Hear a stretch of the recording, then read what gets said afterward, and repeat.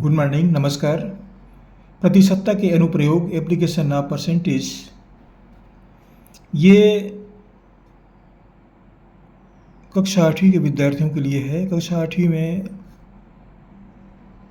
इस संबंध में पढ़ाई जाती है चक्रवृद्धि ब्याज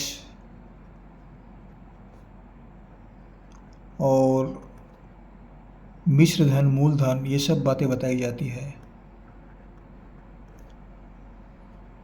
तो ये कक्षा 8वीं के विद्यार्थियों के लिए है। 7वीं में पढ़ाते हैं, लेकिन ये प्रश्न हम 8वीं से लिए हैं। ये प्रश्न 8वीं में लिए हैं। छत्तीसगढ़ पाठ्य पुस्तक निगम, वहाँ किताब से मैंने प्रश्न लिया है और ये वीडियो हम छत्तीसगढ़ जारी कर रहे हैं। ये प्रश्न आपको उस किताब में मिल जाएंगे। क्या प्रश्न है? चक्रवृद्धि ब्याज और मिश्र धन ज्ञात कीजिए। यदि मूलधन बराबर 1600 रुपये, समय बराबर 2 वर्ष, दर बराबर 5% वार्षिक है। हमें क्या निकालना है? चक्रवृद्धि ब्याज और मिश्र धन, ये निकालना है।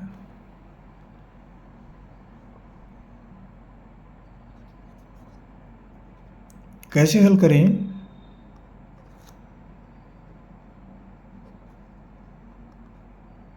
क्या क्या निकालना है हमको? चक्रवृद्धि ब्याज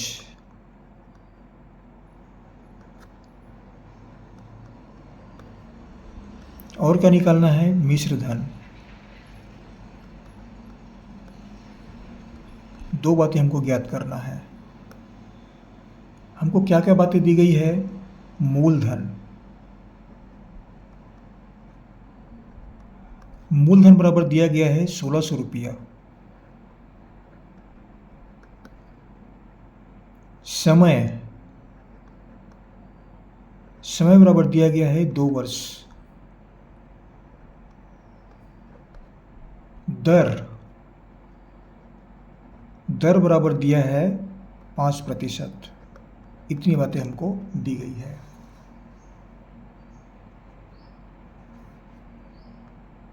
इसमें हम सूत्र विधि का प्रयोग कर रहे हैं। आप चाहें तो साधारण ब्याज निकालने की विधि है ना, वहाँ से भी निकाल सकते हैं। दूसरी विधि का प्रयोग कर सकते हैं, वो एक ही विधि नहीं है। लेकिन यहाँ हम इस प्रश्न को हम सूत्र विधि का प्रयोग करते हुए हल कर रहे हैं। सूत्र की जानकारी कक्षा 8 विद्यार्थियों को बताई जाती है कि सूत्र विधि से कैसे हल करें। तो देखिए, मूलधन, मूलधन को P से व्यक्त करते हैं। समय, समय को T से व्यक्त करते हैं।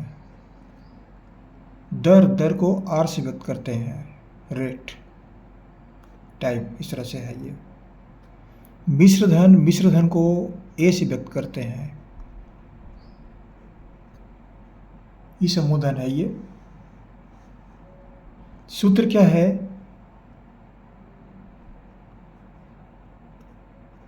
ये सूत्र है A बराबर P गुणित 1 धन R बटा 100 का घात T। इसको मैं फिर से लिख देता हूँ। A बराबर मिश्र धन,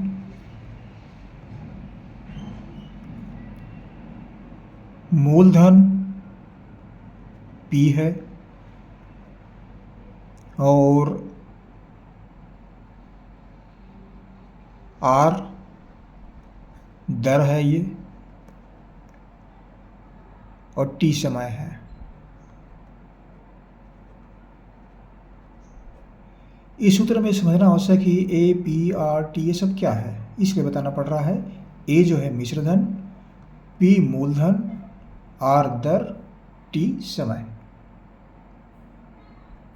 अब क्या क्या बातें दी गई है उसको लिख लेते हैं।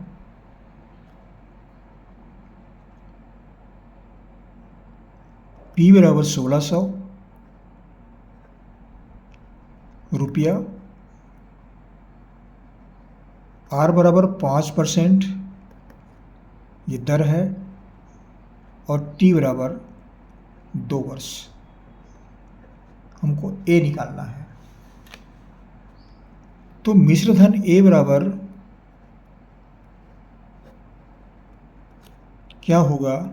इस सूत्र में मान रख देते हैं। इस सूत्र में तो P मूलधन ये हुआ 100, 1 धन आर है 5% तो 5 लिखेंगे, 5/100, और टी है 2, 2 बार सब 2 लिखेंगे।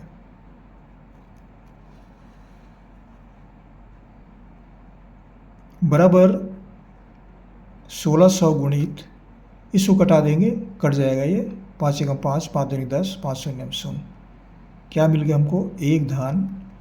1/20 का घात 2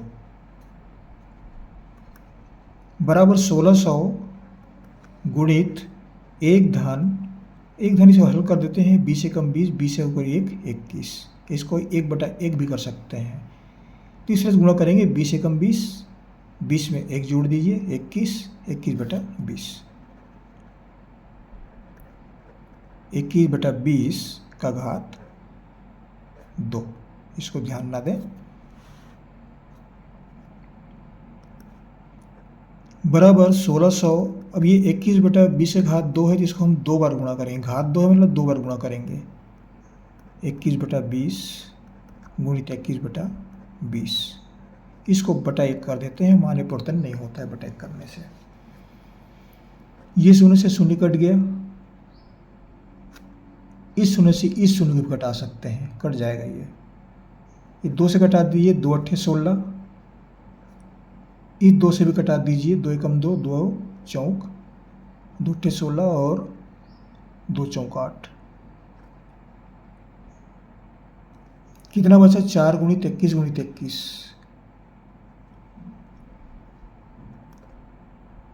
4 गुणित 21 गुणित 21, ये बचा। अब गुणा कर दीजिए, 3 संख्याएं हो रही, तीनों को हम 2 करके गुणा करेंगे। आप चाहें तो किसी तरह गुणा करें, हम 4 से गुणा करते हैं, 4 एकम 4 और 4 दूनी 8 गुणित 21। अब इसको 1 और 2 इकाई दहाई का गुणा करके निकाल सकते हैं। पहले 1 का गुणा कीजिए, फिर 2 गुणा कीजिए, या फिर 4 गुणा कीजिए, 8 गुणा कीजिए, कहीं से गुणा कर सकते हैं। इसको 21/84 भी लिख सकते हैं। इन दोनों गुणा करेंगे तो इसका मान जो है वह 21 चौक होता है 84, 84 का 4 हासिल आया 8, और 21 अट्ठे होता है 168, 168 और 8 होता है 176, 1764 रुपया। ये क्या है? मिश्र धन है। ये 21 का पढ़ा याद नहीं रहता तो इसके लिए कर सकते हैं, इसको 1 इकाई दही करके गुणा करें, 1 और 2 का, ये मान प्राप्त हो जाएगा। मिश्र धन प्राप्त हुआ 1764 रुपया। अब हमको क्या निकालना है? चक्रवृद्धि ब्याज। चक्रवृद्धि ब्याज कैसे निकालते हैं? मिश्र धन में मूलधन को घटा देते हैं। मिश्र धन में मूलधन को घटा देते हैं तो ये प्राप्त हो जाता है चक्रवृद्धि ब्याज। मिश्र धन है 1764 रुपया और मूलधन है 1600 रुपया। 1764 में 1600 घटा दीजिए, ये मिलता है हमको 164 रुपया। 164 रुपया, ये क्या है? चक्रवृद्धि ब्याज है ये।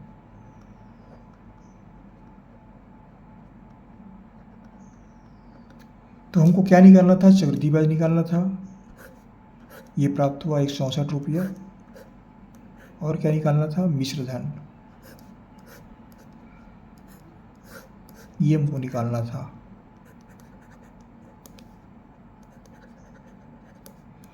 तो सूत्र विधि का प्रयोग करके इस तरह से हल कर सकते हैं। सूत्र याद नहीं है तो फिर साधारण ब्याज की विधि है, वहां से निकाल सकते हैं। मूलधन गुणित दर गुणित समय बटा 100, इस सूत्र का प्रयोग करते हैं, वो भी सरल है, इसके अपेक्षा वो सरल है साधारण ब्याज की विधि। इस तरह के प्रश्न हल करने के लिए मैं और भी वीडियो तैयार किया हूँ, उससे भी आप पढ़ सकते हैं, उस विधि से भी इस प्रश्न को हल कर सकते हैं। अगर परीक्षा में आपको दिया गया है कि सूत्र विधि से हल करें तो फिर इस विधि का प्रयोग करना पड़ेगा, सूत्र विधि का प्रयोग करना पड़ेगा। अगर सूत्र विधि का नाम भी नहीं दिया है तो फिर साधारण ब्याज की विधि है वहाँ से भी हल कर सकते हैं उसको। ये कक्षा 8वीं विद्यार्थियों के लिए था। आप जहाँ से पढ़ रहे हैं जरूर कमेंट्स कीजिए, कहाँ से पढ़ रहे हैं। हमारे चैनल को सब्सक्राइब करना ना भूलें। सब्सक्राइब अवश्य कर दीजिएगा, यहीं पर करना पड़ता है। आपको हमारी से बहुत शुभकामनाएं, पढ़ते रहिए। अगली वीडियो फिर मुलाकात होगी। Thank you.